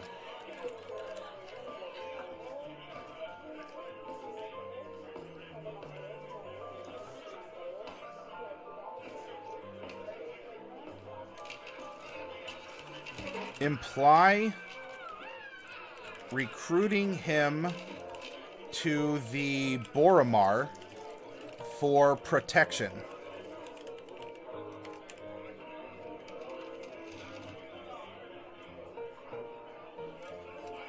Boromar are willing if he proves himself by doing a job.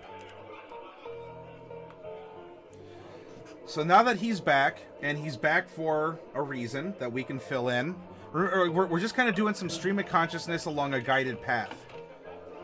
So now this event 2 is, we have a big revelation, and really, that's where the plot comes in. We don't need to roll dice for this.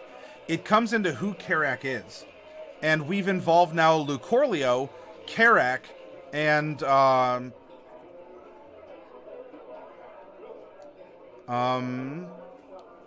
well, so the others that come along, we're going to want to get someone else in on this next one.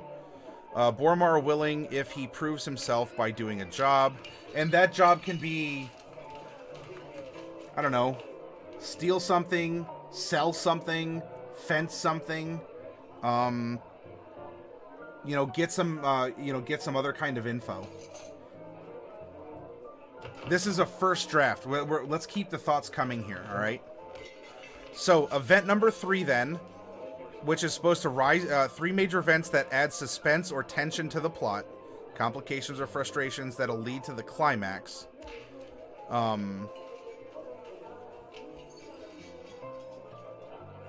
So, event 3 can dovetail, and Street Rat knows someone in the underground fighting pits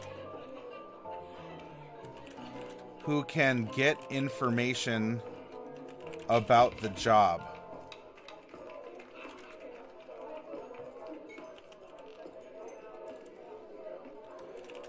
The broker is in a pinch or a debt and needs money fast. The party can enter the fighting tournament to earn money to facilitate the broker and garner some for themselves. During the tournament, they see the escaped assailant from the tavern in the crowd. And during the fighting, see that it meets again with the Boromar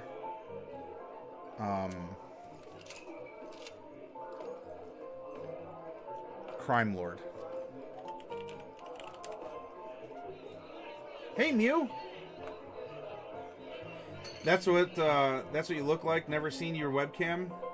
Hey, Mew. Well, welcome. It's good to see you again.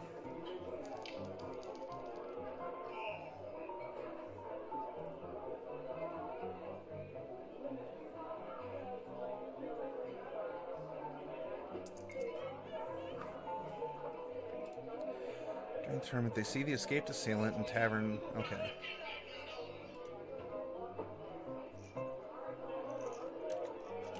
This seems to be what the patron wanted Further proof of collusion. Oh, you're just popping in before bed? All right. Well, I'm glad you had a good night, Mew. Well, you can, you know what? If you're gonna go to bed, you can watch this as a VOD later, or it'll show up on YouTube, also. But hey, I'm glad you had an awesome night, and you capped it off by coming in and saying hi to us, Mew.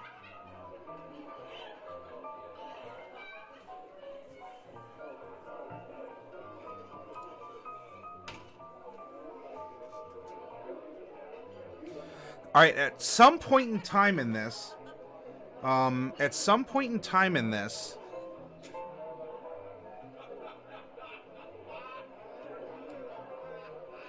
there should be a clue that will link the events here to the patron up top.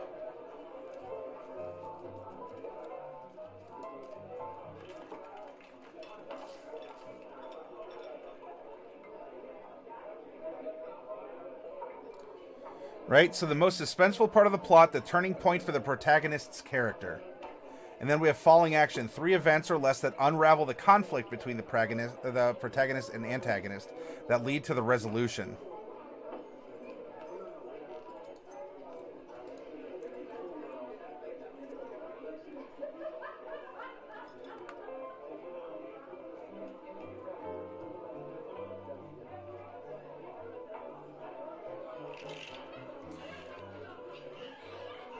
So at our climax, let's get Greeror involved.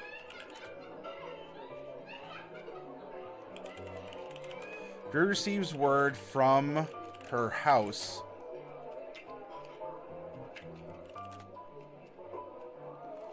that several major security contracts have been received. And they are somewhat suspicious of the circumstances for them.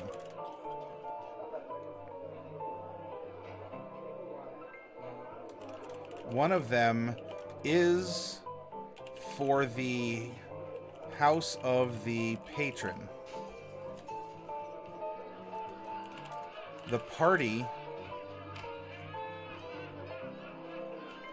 under guise of agents of the House Dark, come on now.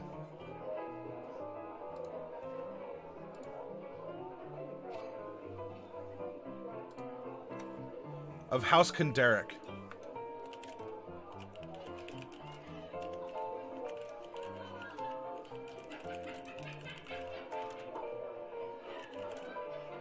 The party, under guise of agents of House Kunderic, must infiltrate the patron's house to search for the reason why he needs the advanced security he does.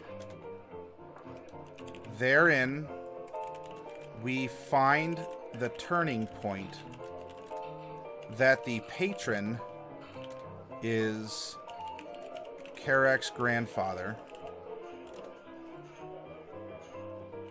Lucorlio's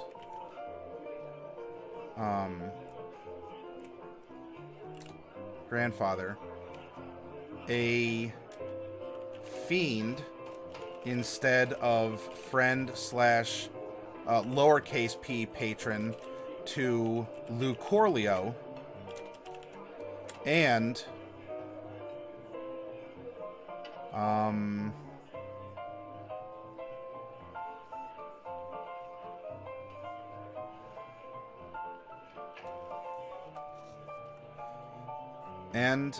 has ties of some kind. Not that he's necessarily the boss, but he has ties of some kind. Everyone expects the ties to Boromar, right? In some way, even if it's a wink and a nod. But he has ties of some kind to... Why am I forgetting? Dask.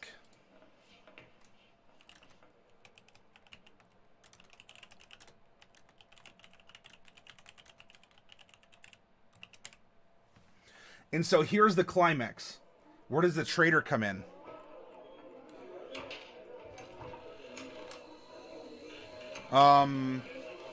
What by that do you mean the twist? A friend or former ally is working with the villain.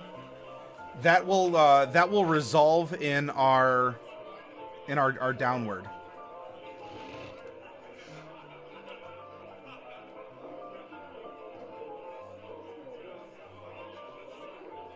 Mew just waterfalled in Showdown and flinched.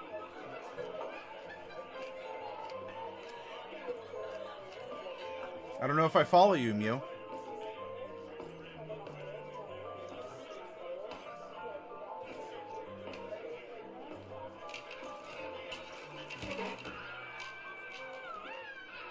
Oh, gotcha. All right, Mew.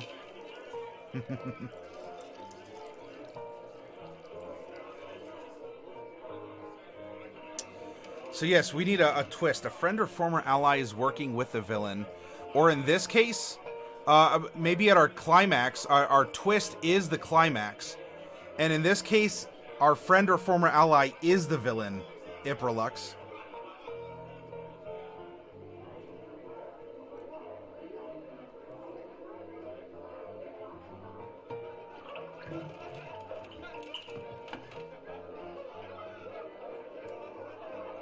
So we'll call this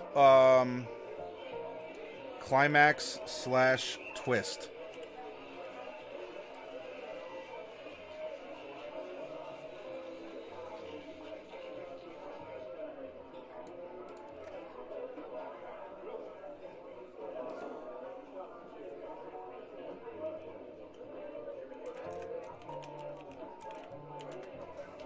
So now we need 3 or less events that unravel the conflict between the protagonist and antagonist that lead to the resolution. And the resolution is going to be kind of a tying up of loose ends. Or actually, Greer receives word from her house that several major... I'm going to keep going. Yes, and that Iprolux is the villain. Yeah. No, I'm sorry. So we need to set up... it was the Boromar boss as the villain, and then, or is a part of the resolution, but in the cleanup, it is then the patron, I think. But this is why we're kind of doing it stream of consciousness. So, keep throwing out those ideas as you have them, because I'm writing what's coming to mind, and we can go through and we can kind of shuffle and shift everything as necessary.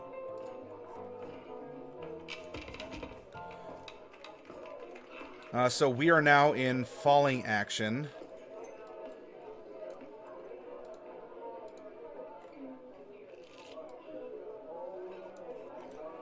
Rising action. Whoops. Rising action.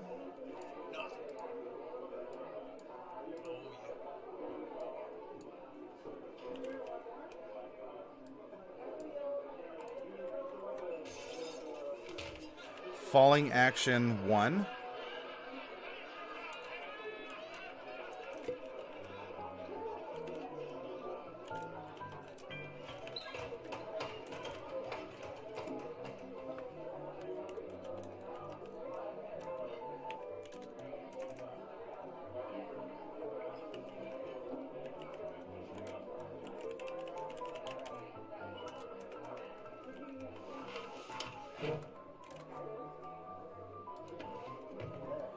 Denouement.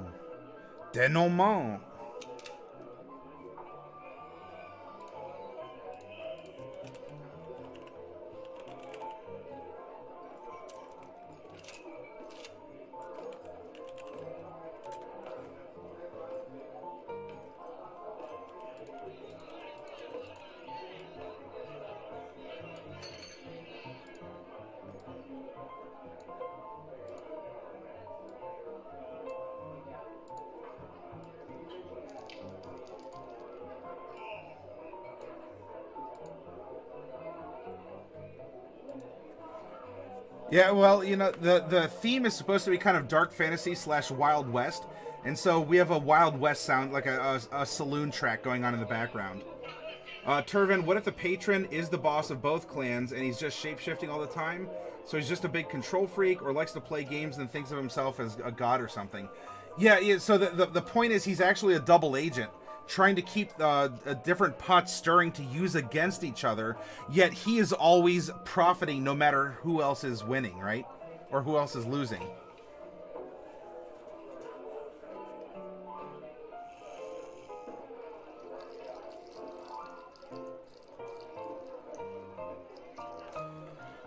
So actually then, we come through. Local crime lord of the Boromar clan is the villain. Mid-boss to the patron. Okay, so the players start at their favorite tavern. An injured Carrick comes in, and Whippoorwill's the only one who can readily heal him. Carrick states he is being followed by monsters, which should arouse suspicion of Whippoorwill because of the Boromar connection and the monsters in the gangland battle with them. With Dask.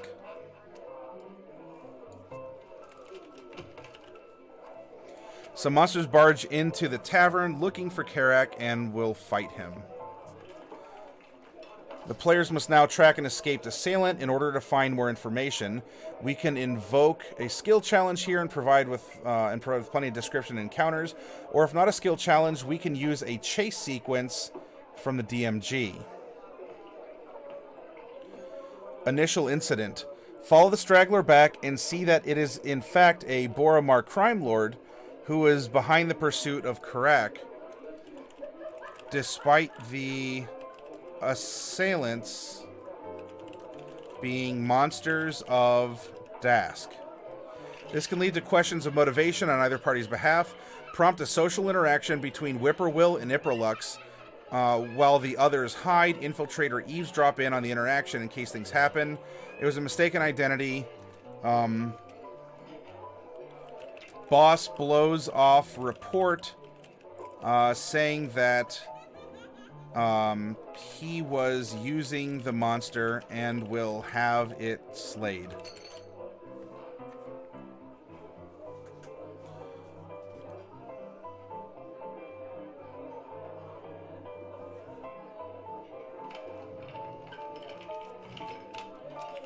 Iprolux.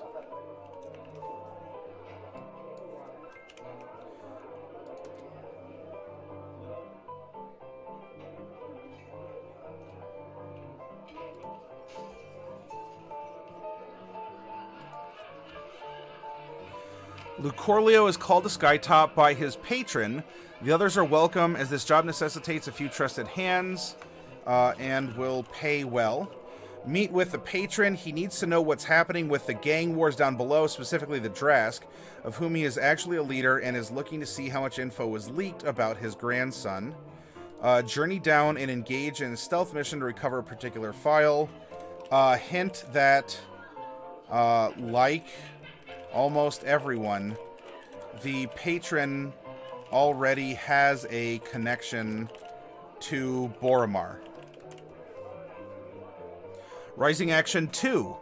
Karak is revealed to be a descendant of a powerful fiend that the rival gang wants to recruit or otherwise eat to gain his powers.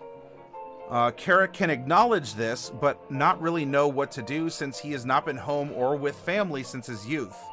Imply recruiting him to the Boromar for protection. Boromar are willing if he proves himself by doing a job.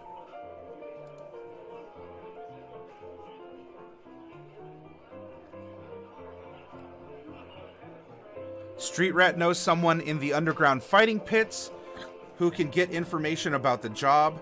The broker is in a pinch or debt and needs money fast. Iprolux! My new friend who has never experienced this channel before. Welcome. The broker is in a pinch or debt and needs money fast. The party can enter the fighting tournament to earn money to facilitate the broker and garner some for themselves. During the tournament, they see that the escaped assailant from the tavern in the crowd, and during the fighting, see that it meets again with the Boromir crime lord, Iprolux. This seems to be what the patron wanted, further proof of collusion.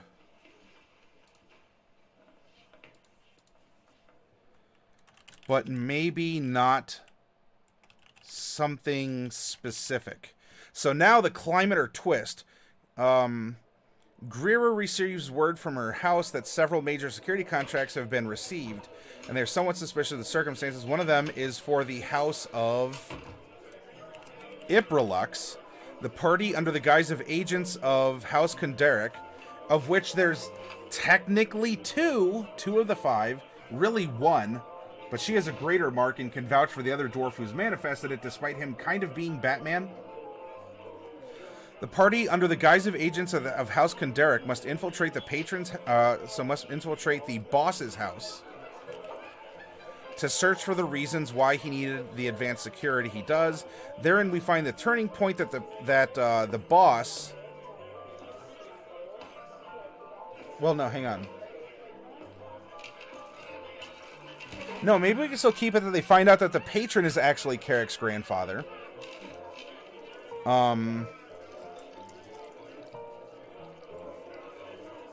That Iprolux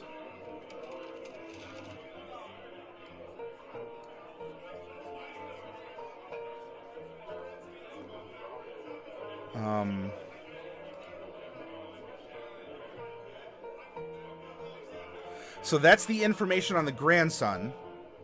That's maybe the grandfather doesn't want people to know. So they find that, but then they're going to find some extra since they're in here. A fiend instead of a friend or patron to Lucorlio. Then we find the turning point that the patron is Carrick's grandfather.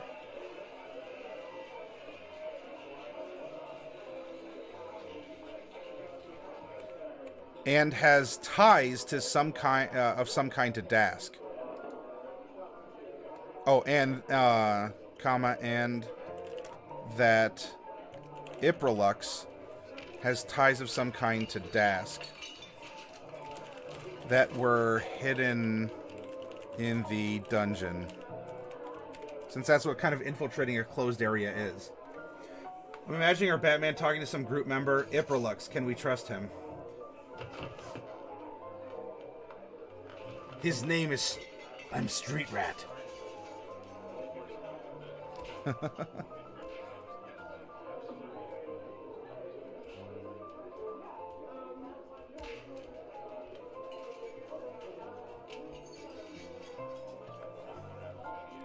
I'm Street Rat.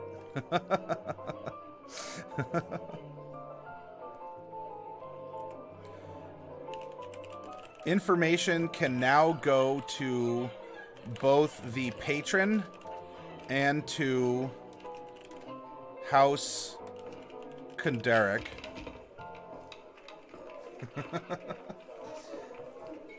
He's also probably just screamed a bunch. Remember, he is a barbarian and does rage quite often. You rage so many times, kid. Your voice will get like this too. Information can now go to both the patron and to House Kunderic. So this is Falling Action 1. This is going to lead to... that unravels the conflict. And so this can also be part of this Arrange a Dangerous Alliance.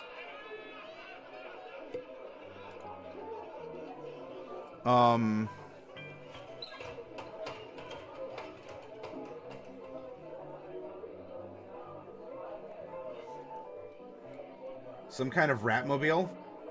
Well, for sure it's definitely his own legs, because that boy can move. Information that can now go to both the patron and House Kunderic.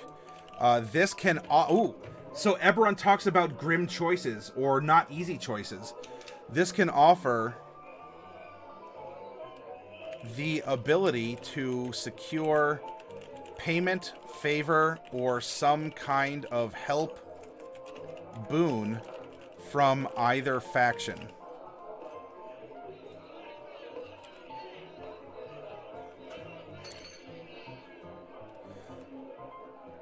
Keep in mind that Carrick is also under Boromar protection by this point, too.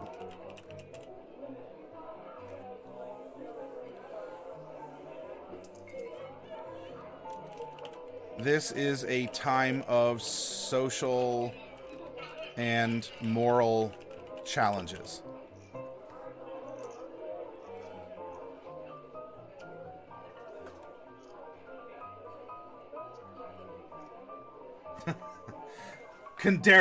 Derek Kuhn? Implying implications. Just give him a Flintstones card. Everyone's flying around with airships, and he just walks. Exactly. Actually, that's kind of the blasé attitude that is part of Eberron Turvin. If we come up here...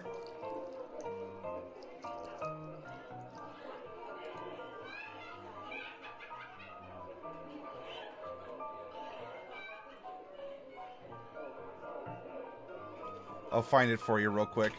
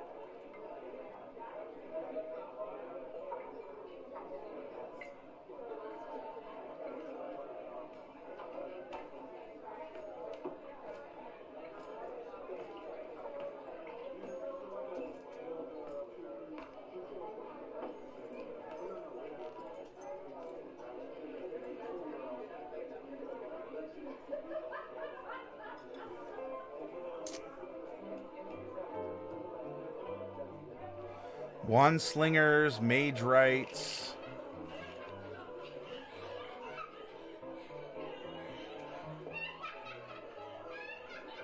It was a quote that was in here, Turvin. You know, it's kind of like, a bow and arrow, seriously? You're trying to shoot someone with pointy sticks? You realize we have magic, don't you? It was something along those lines that was in here. Shoot. I'll find it later, though.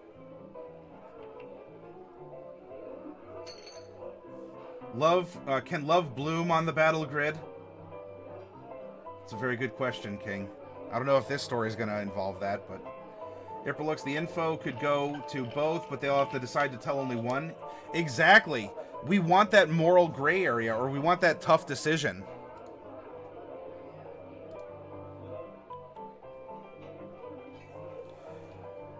Let's see. Realizing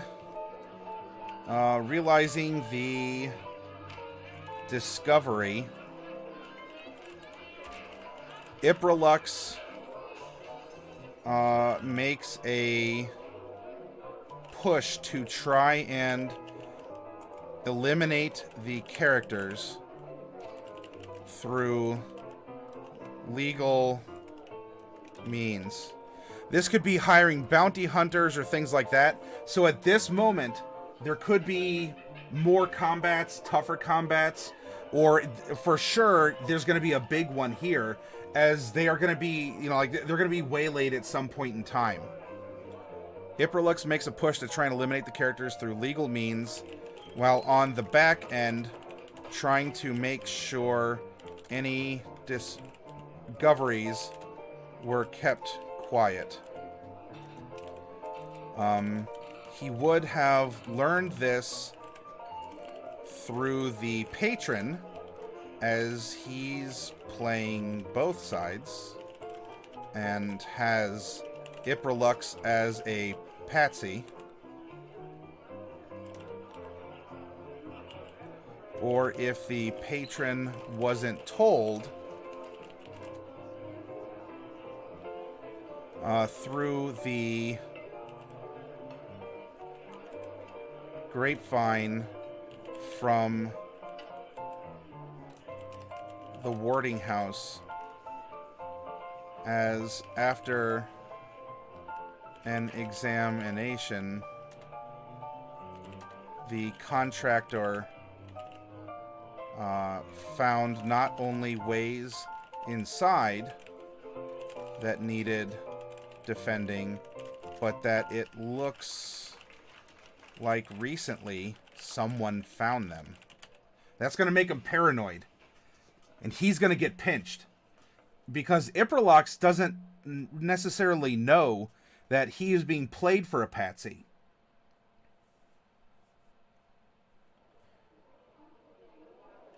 Turvin, that lost family member could be a bounty hunter brainwashed by Iprolux or something like that, and he or she has a mission to kill the warlock or whoever was looking for a sibling. The lost family member of who, Turvin?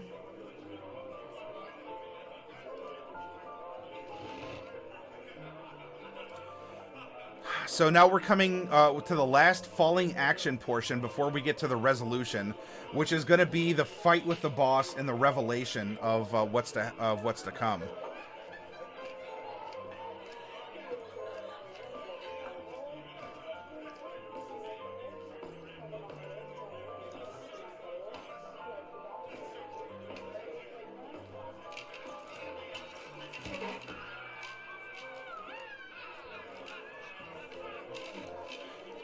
Realizing the discovery, Iprolux makes a push to try and eliminate the characters through legal means. Okay. And so now we also need to, at this point in part of what's to come, because they did a favor for that pit fighting broker.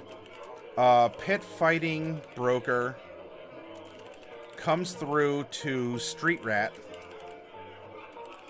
with some backup info from before, as well as some muscle to help keep the assailants off of them for a while, in thanks for helping him.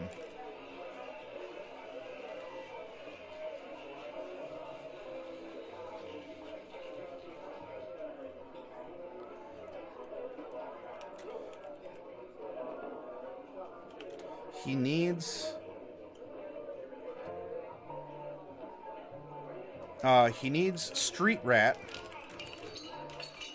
to be a leader among the pit fighters, and part of that will be to fully be endorsed by his estranged house. This means Street Rat and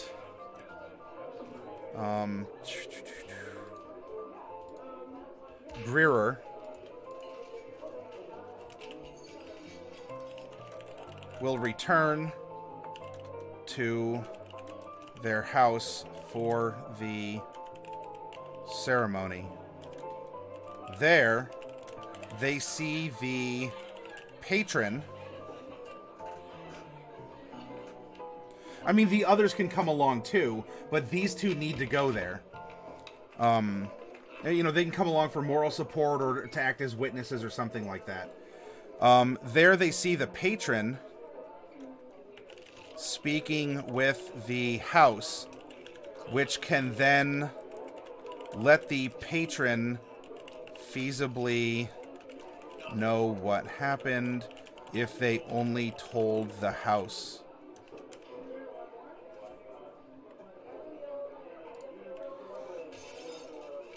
Someone was looking for his family member. I think the good point for a moral decision. Let's see. Who?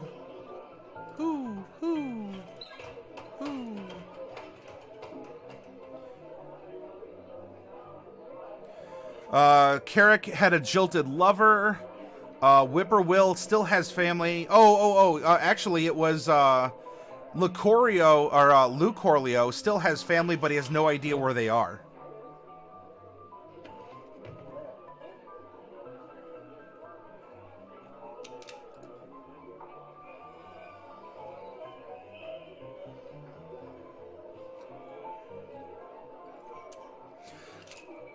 So yeah, actually, in a way, that could be a part of our resolution, I think.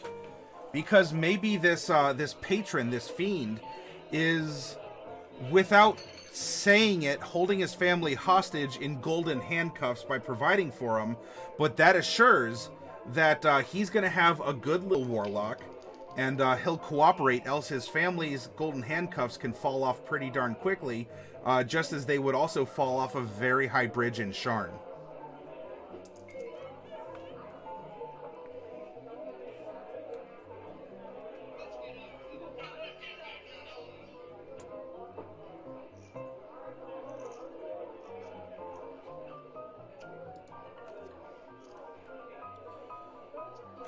It's here that they will learn of Ipralux's location, and that by all parties involved, he seems to be quite inconvenient. Inconvenient. You know what that means.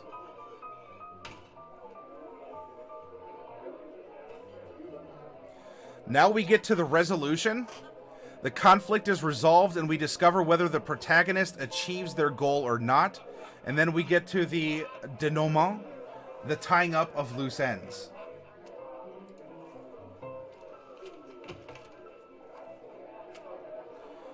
So the resolution is effectively going to be, let's see, so we already have the twist. So we've arranged a dangerous alliance, the patron, the house, the Boromar clan, etc. Former allies working with the villain. We've discovered that with the boss of, oh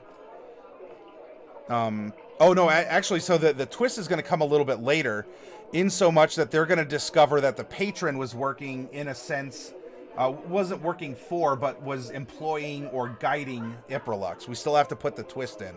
That might come in the resolution. And then the final scene is in a Caneth Forgehold seized by the villain's forces. So the resolution,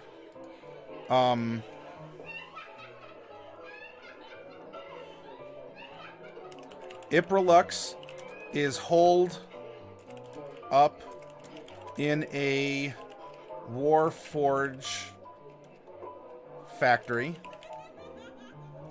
and has employed several bodyguards, let alone fully showing more assailants from the Dask clan.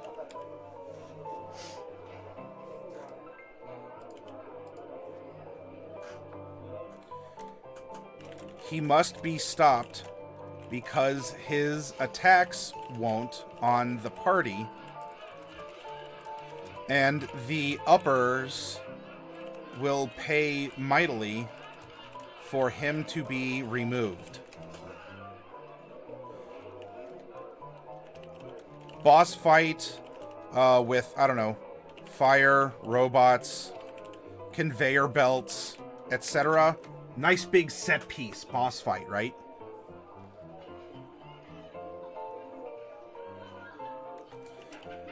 As he is ready to die, he reveals partially that the patron isn't what he seems. And of course here, this is where like that convenient final blow can come, a mysterious dart to the neck out of nowhere, or it's just his last breath and we leave on this, and we kind of leave on a cliffhanger.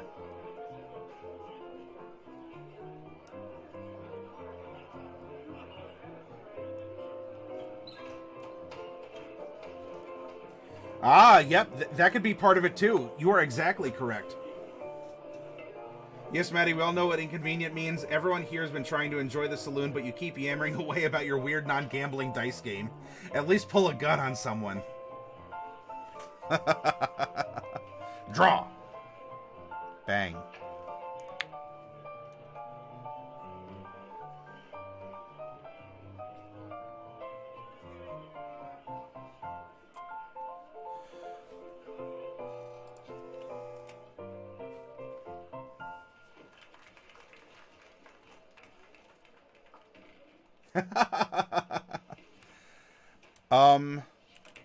The boss was actually a reskinned Warforged. Where has the real Patsy / double agent gone? The party now has information on the patron's involvement with the strife, let alone the fact that he is Karask's grandfather.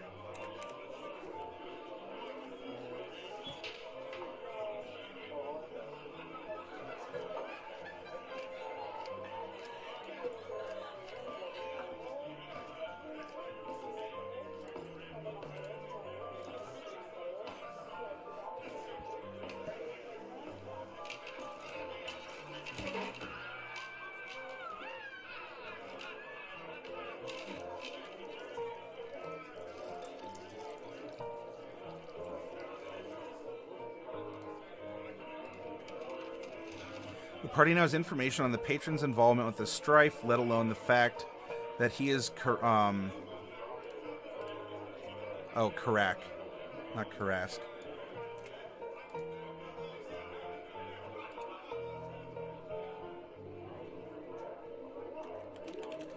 When confronted,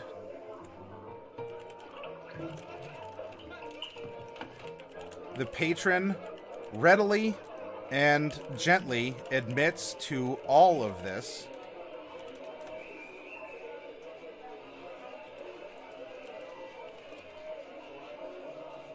While taking a stroll through his mansion. In the distance, Lucorlio can see gnomes that he thinks looks familiar, and it is heavily implied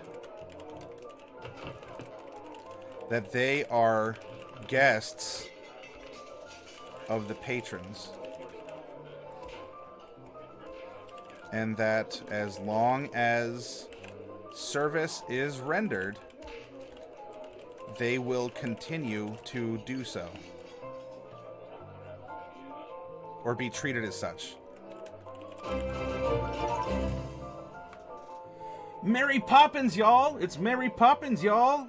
Not any Poppins, y'all. It's Mary Poppins, y'all. Thank you very much for the host. It's good to see you again.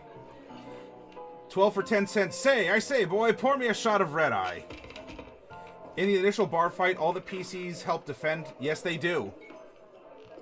They would have helped to defend, if only because he could have paid them, let alone any other reasons. I mean, heck, Street Rat probably just wanted to fight, regardless of pay. Turvin, does Eberron have normal resurrection rules? I can imagine at least 2 members will die on their way to level 19. Eberron is implied to have it, but everyone might run it differently. Usually resurrection is heavily frowned upon. In my experience, in my opinion. Resurrection, in my opinion, hurts the game more than it helps the game. So here we have the end. It's a bittersweet end, right? We have Lucorlio, who learns that his patron is actually a double-dealing fiend, yet he must serve him as this Pact of the Chain, which doesn't mean that Lucorlio gets a pet, but rather the patron has Lucorlio as a pet, holding his family hostage. We learn that he's been double-dealing. We learn that, for Greer, for as much as she is proud of her house is dealing with the patron and seemingly has stuff on the side. We have Karak, who might just be returned to his grandfather, unless he runs away again, which is why he became a ranger out in the wilds for so long anyway. And that leaves us both Whippoorwill, who is in shock, because being an outed part of the Boromir clan, Boromar, the patron might just have him assassinated at any point in time, or have him promoted because of his loyal service. And so Whippoorwill's cooperation can be purchased or threatened. That leaves Street Rat. And what would Street Rat do in this case? Street Rat's friends with Whippoorwill. However, Street Rat is now a sort of the leader of the pit fighters. And I kind of wonder if our patron also doesn't have a finger in that pie as well. And so Street Rat, whether he knows about it or not, or even cares about it or not, is now also working for the patron. How about that? How about that? Does that sound like an interesting end in the style of neo-noir, of pulp adventure, of, the kind of rough and tumble dark fantasy / western? That's right, Becky. If you die, you die. Finally, you're able to catch one of my streams again. Been both really busy and dealing. Oh, I'm sorry to hear, Mary. Well, thank you for finding the time and the, if you're battling for energy throughout your day, thank you for getting the energy to come and say hi to us. It's awesome to have you back here. Thank you very much.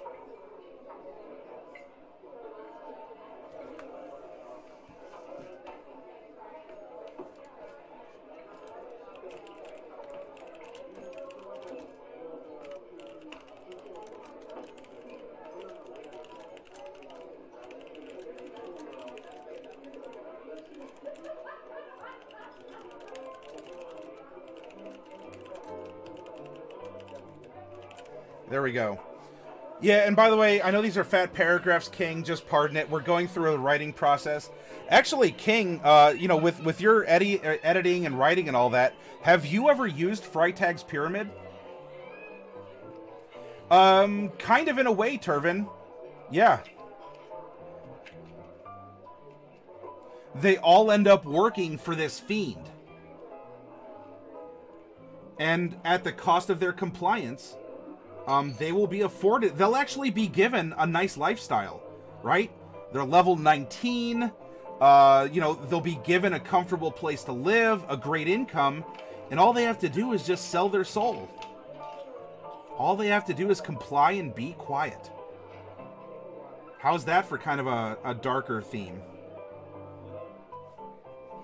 A complicated plot, but it has a decent villain.